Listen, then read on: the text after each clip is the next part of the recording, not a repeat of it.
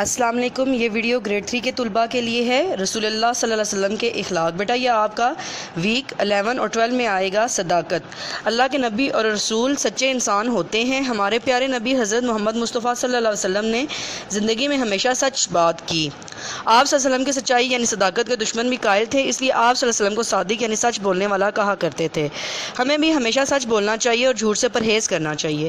ہمارے پیارے رسول حضرت محمد صلی اللہ علیہ وسلم نے بچپن میں کبھی بھی جھوٹ نہیں بولا اور آپ صلی اللہ علیہ وسلم دوسروں کو بھی سچ بولنے کی تلقین کیا کرتے تھے۔ امانت۔ حضور اکرم صلی اللہ علیہ وسلم کی تمام کام دیانتداری سے کرتے تھے۔ تمام کام آپ صلی اللہ علیہ وسلم کی دیانتداری کا عالم یہ تھا کہ دشمن بھی اپنی قیمتی چیزیں امانتاً آپ صلی اللہ علیہ وسلم کے پاس رکھوایا کرتے تھے اور اسی وجہ سے مکہ کے لوگ آپ صلی اللہ علیہ وسلم کو امین کہا کرتے تھے۔ حسن معاملت۔ معاملت سے مراد دوسرے انسانوں کے ساتھ روا رکھا جانے والا برتاؤ ہے اور حسن معاملت اچھے برتاؤ کو کہا جاتا ہے۔ ہم اپنے گھر میں، گھر سے باہر، اسکول یا مدرسے میں، بازار میں یا سفر کے دوران دوسرے لوگوں کے ساتھ گفتگو بھی کرتے ہیں، لین دین بھی کرتے ہیں، ایک دوسرے کے کام بھی آتے ہیں۔ ان تمام معاملات میں اگر ہم خوش اخلاقی، دیانتداری اور محبت کا مظاہرہ کرتے ہیں تو یہ باتیں حسن معاملت میں آتی ہیں۔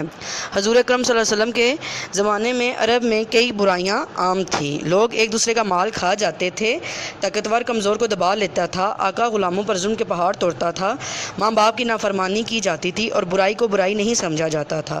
مگر ہمارے پیارے نبی صلی اللہ علیہ وسلم نے اس وقت بھی ایسے اخلاق کا مظاہرہ کیا جو پوری دنیا کے لیے قیامت تک کی مثال ہے۔ ہمارے پیارے نبی صلی اللہ علیہ وسلم بچوں، بڑوں، غلاموں، رشتہ داروں اور پڑوسیوں کے ساتھ نہایت محبت اور شفقت کا برتاؤ کرتے تھے، حتیٰ کہ آپ اپنے جانی دشمن کے ساتھ بھی رحمدلی کا مظاہرہ کرتے تھے، کسی کا دل نہیں دکھاتے تھے بلکہ ہر ایک کی دلجوئی فرماتے تھے۔ نبی کریم صلی اللہ علیہ وسلم رحمدلی کا پیکر تھے اور جانوروں کی تکلیف دیکھ کر بھی پریشان ہو جاتے تھے۔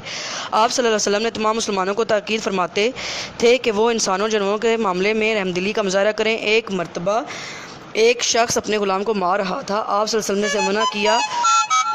وہ بولا یہ میرا نوکر ہے۔ آپ صلی اللہ علیہ وسلم کو اس سے کیا مطلب؟ آپ صلی اللہ علیہ وسلم اس وقت تو واپس آ گئے مگر ساری رات بے چین رہے اور دوسرے دن صبح ہوتے ہی اس غلام کو خرید کر آزاد کر دیا۔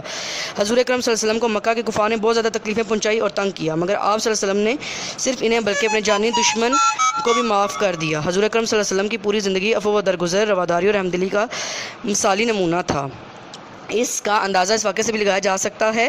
مکہ میں حضور صلی اللہ علیہ وسلم جب ایک بوڑھی عورت کے گھر کے سامنے سے گزرتے تو وہ سارا کوڑا کرکٹ حضور صلی اللہ علیہ وسلم پر ڈال دیتی تھی۔ ایک روز جب اس نے ایسا نہ کیا تو حضور صلی اللہ علیہ وسلم کو فکر ہوئی اور وہ اس کی خیریت دریافت کرنے اس کے گھر پہنچ گئے۔ پتہ چلا کہ وہ بیمار تھی۔ حضور صلی اللہ علیہ وسلم کے حسن اخلاق سے متاثر اور دعوت آپ صلی اللہ علیہ وسلم پر ایمان لے آئی۔ عورت آپ صلی اللہ علیہ وسلم پر ایمان لے آئی۔ آپ صلی اللہ علیہ وسلم کسی سے کوئی وعدہ کرتے تو اسے ہر حالت میں پورا کرتے تھے۔ صحابت اور فیاضی میں بھی آپ صلی اللہ علیہ وسلم کا کوئی ثانی نہیں ملتا۔